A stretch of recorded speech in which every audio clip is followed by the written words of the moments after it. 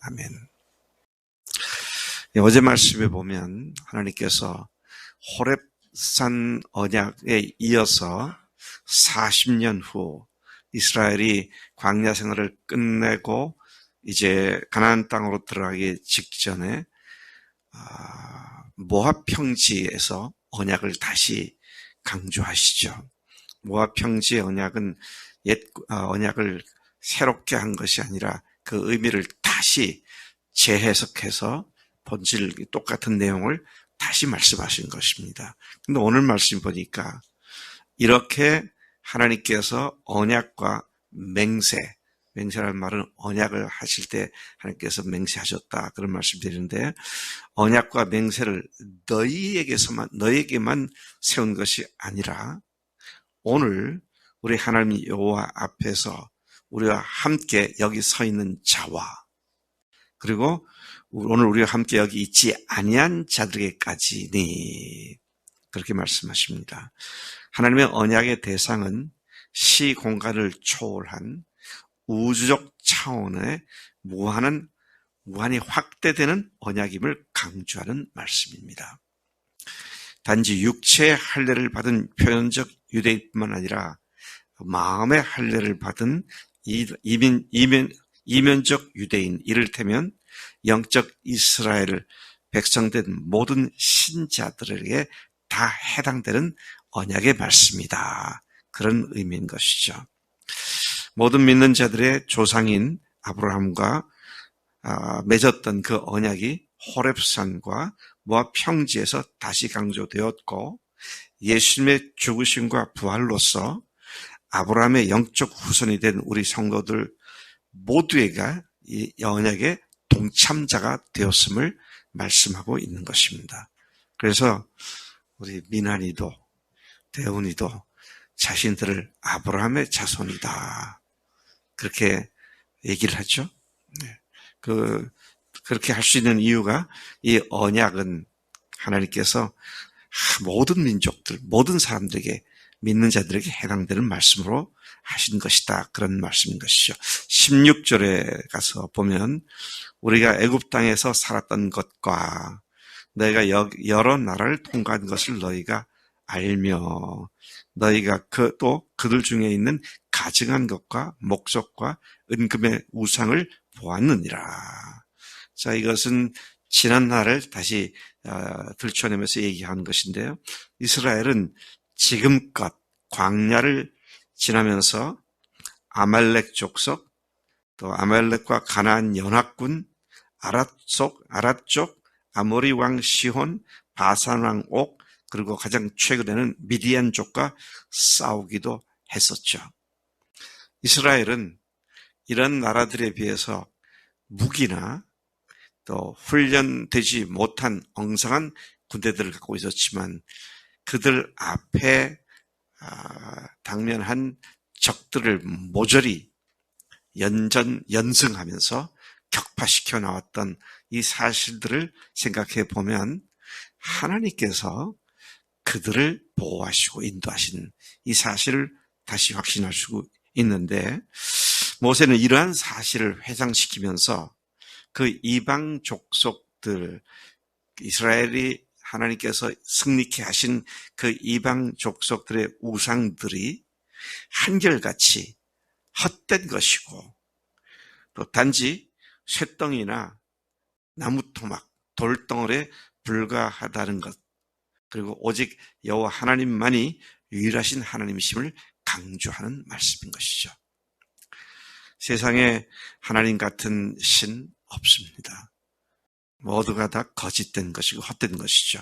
18절에서 21절을 보면 이스라엘 사람들, 여기는 남자나 여자나 가족이나 지파 이렇게 표현하고 있는데, 이스라엘 사람들이 오늘 그 마음이 우리 하나님을 떠나서 그 모든 이방 민족의 신들에게 가서 섬길까 염려하는 하나님의 마음을 모세가 전하고 있습니다. 독초와 쑥의 뿌리가 너희 중에 생겨서, 자, 이 독초와 쑥의 뿌리가 생긴다는 말은 뭡니까? 이는 패역한 마음으로 하나님을 거역하고 우상 숭배를 주장하는 자들을 가리키는데, 이러한 자들은 군중의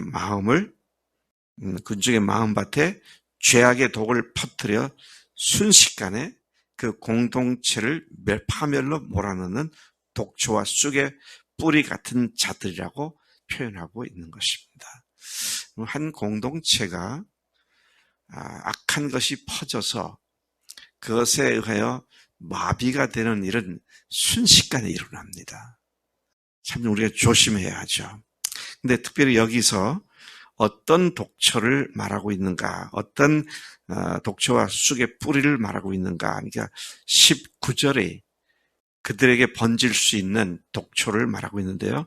저주가 임하여 모든 것이 멸망할지라도 자기만은 평안하리라 확신하는 강팍하고 화인 맞은 자들을, 회개할 줄 모르고 자신이 얼마나 지금 문제가 되는지 알지 못하고 아무리 그래도 나한테는 이런 일이 발생하지 않을 거야 라는 생각을 가지고 무뎌져 버린 그런 마음 상태를 여기서는 독초, 쑥의 뿌리, 그렇게 말을 하고 있는 것이죠. 여호와께서는 20절에 이런 자를 결코 사하지 않으실 뿐만 아니라 또 여호와의 분노와 질투의 불을 부으시며 또 이 책에 기록된 모든 저주를 그에게 더하실 것이다. 그리고 여호와께서 그의 이름을 천하에서 지워버리실 것이다. 참 무서운 저주의 말씀이 나옵니다. 여러분, 우리가 회개하지 않고요. 제가 늘 그렇게 얘기하잖아요. 우리 교회 교인들이면 귀에 딱지가 않도록 들은 말이 두 가지가 있죠. 함께 모여 기도합시다.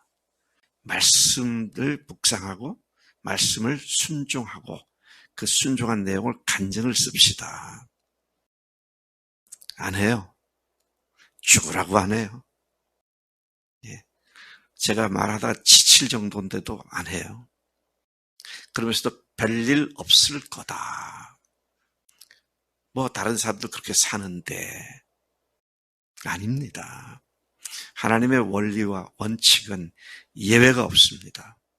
기도하지 않고 말씀 먹고 말씀으로 살지 않으면 지금 여기 있는 말씀처럼 결코 이런 자를 사하지 않으신다.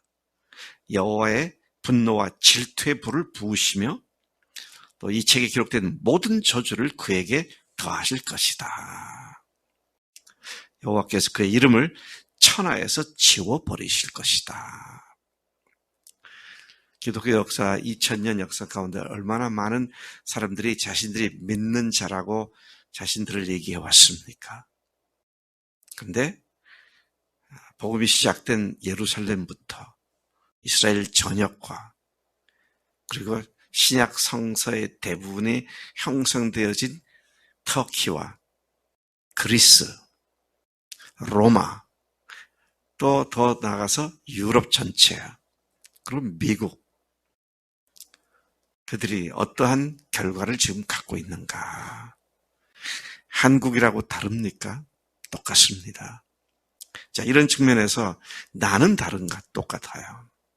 말씀과 기도로 세워지지 않으면 현저하게 악한 마귀에게 속아서 영적으로 타락할 수밖에 없다. 하나님의 저주를 받을 수밖에 없다.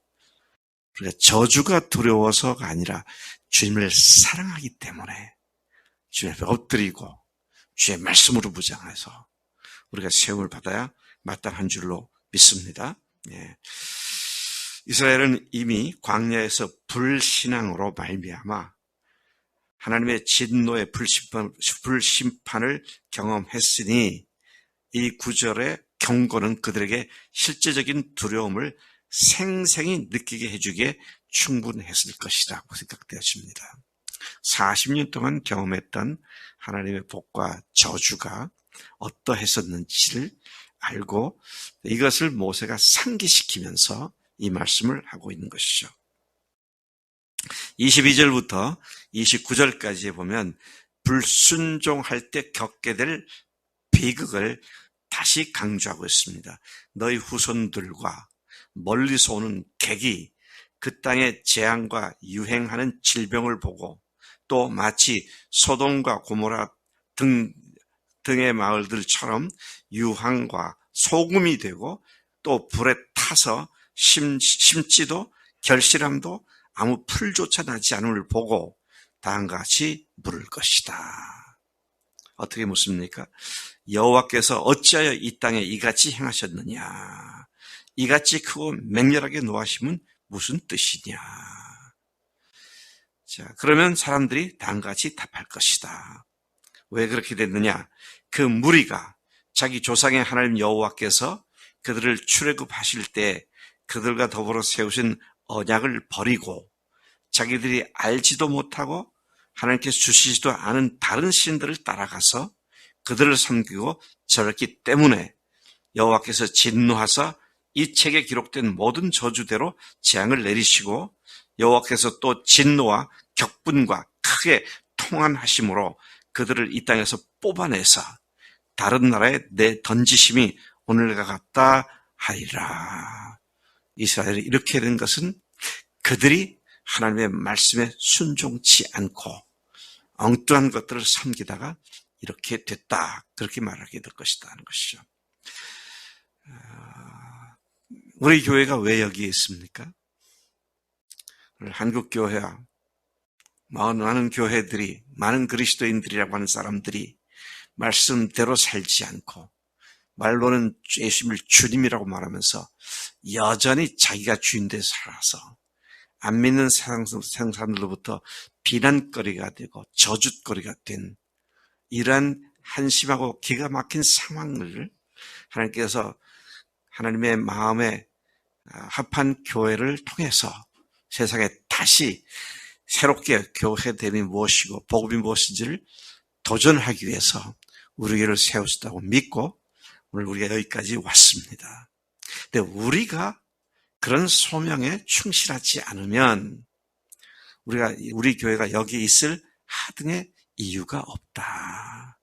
소명대로 살 때 하나님께서 우리를 통해서 행하실 일을 행하시고 빛된 등대 역할을 하게 하실 줄로 믿습니다. 하나님의 말씀과 기도 외에는 그 어떤 것도 우리를 그렇게 만들 수가 없다라는 사실을 다시 생각하게 됩니다. 29절 계시되지 않은 것은 하나님의 비밀 속에 속한 것이다. 우리 자손들이 계시된 것은 우리로 이 율법의 모든 말씀을 행하게 하려 하심이니라. 하나님의 마음 속에 계신 것은 우리에게 알려지지 않은 것이기 때문에 그건 하나님의 것이고 우리에게 알려진 것은 우리가 자자손손 우리가 그렇게 말씀대로 행하게 하시기 위해서 우리에게 알려주셨다. 그래서 여러분 우리가 생각해 보면 어떤 것은 우리가 답을 할 수 없는 질문도 있어요. 네. 왜 그렇습니까? 하나님께 속해 있고 아직 우리에게 계시하지 않았기 때문에요. 근데 그거를 붙잡고 씨름하면 승산이 없습니다. 하나님이 알려주지 않았으니까 모르죠. 그럼 어떻게 합니까? 하나님의 섭리를 믿고 의지하고 나는 오늘 내게 알려주신 것들에 집중해서 말씀을 따라 살 때에 주님께서 내 삶을 평안 가운데 인도하실 줄로 믿습니다. 하나님 아버지 감사합니다. 이 아침에 참으로 무섭고 두려운 저주의 말씀을 저기 읽습니다.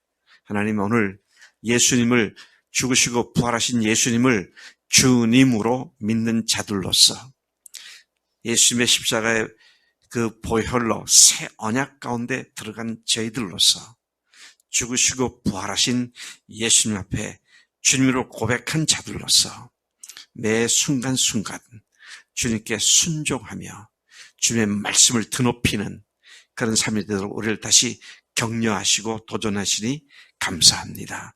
하나님 우리로 하여금 주님의 신실한 종들이 다 되도록 하셔서 주님께서 우리 교회를 여기 세우신 목적대로 교회다운 교회, 그리스도인다운 그리스도인, 사역자다운 사역자의 삶을 살 수 있도록 우리를 인도해 주실 줄로 믿습니다. 우리의 본질에 더욱 충실하겠습니다. 감사하고 예수님의 이름으로 기도로 삼나이다. 아멘. 아멘.